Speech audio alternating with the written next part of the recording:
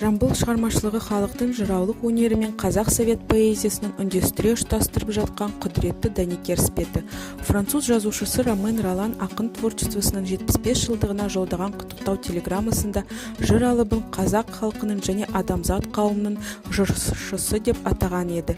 Алексей Толстой, Николай Тихонов, Всеволод Вишневский, Михаил Шолохов, Микола Бажан және басқа да көптеген көрнекті совет жазушылары ұлы жыршыға өздерінің жүрек жарды лебіздері мен ақ тілектерін арнады. Мордва халқының шайыры Фёкла Игнатьевна Беззубова әсерлі де асқақ рухты Жамбылға арнауын жазады. Тап бір ескі аңыздағыдай-ақ деп жазды Жамбылға дат халқының жазушысы Мартин Андерсон Нексе. Сіз қаһарман өлеңдеріңізбен күрескерлерге дем бердіңіз.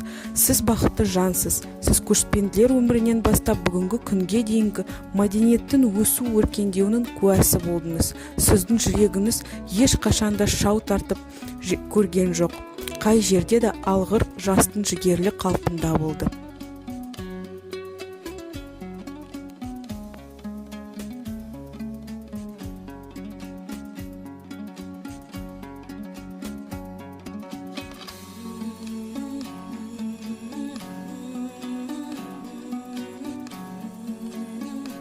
В последней четверти прошлого века творчество Джамбула было широко известно в казахских степях.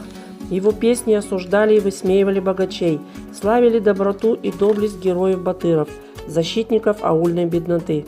Убедительным примером духовного расцвета стало послеоктябрьское творчество Джамбула.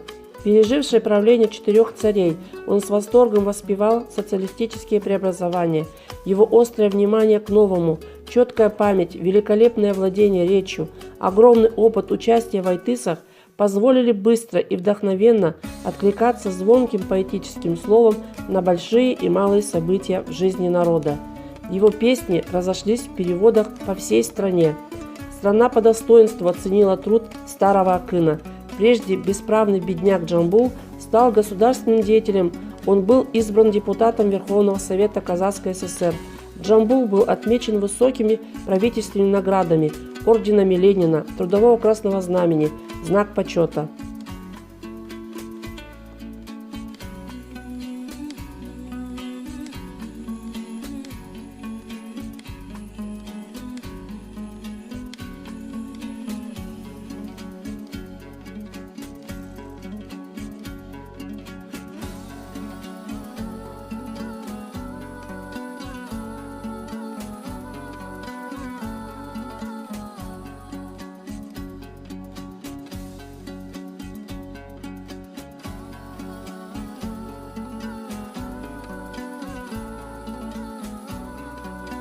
Целая эпоха в развитии республики и страны связана с его именем.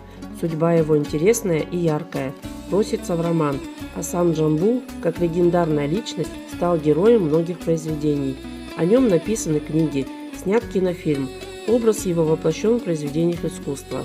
И если по песням Акына можно восстановить многие факты его биографии, то для создания образа Джамбула в изобразительном искусстве условия не столь идеальны. Документальные изображения относятся только к последнему десятилетию его жизни. И здесь огромна роль художников, работавших над образом Джамбула с натуры. Прежде всего, необходимо назвать Чекалина, в течение 4 предвоенных лет систематически рисовавшего Джамбула. Более 200 чекалинских рисунков черной пастелью, тушью или карандашом, иногда подсвеченных акварелью, составляют сегодня основу документальной иконографии Джамбула.